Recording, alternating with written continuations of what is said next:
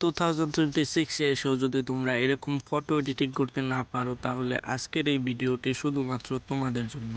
আজকের ভিডিওতে আমি আপনাদেরকে দেখাতে যাচ্ছি কিভাবে পিকচার এবং লেখা পেস্ট করে আপনারা প্রফেশনাল ফটো এডিটিং করতে পারেন।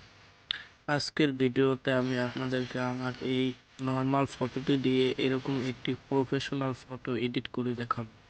প্রফেশনাল ফটো এডিটিংয়ের জন্য আমরা চলে যাব আমাদের মোবাইল স্ক্রিনে।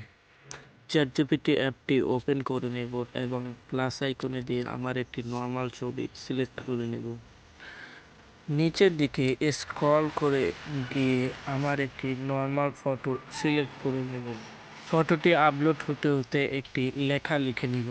লেখাটি হবে এই ছবিটি।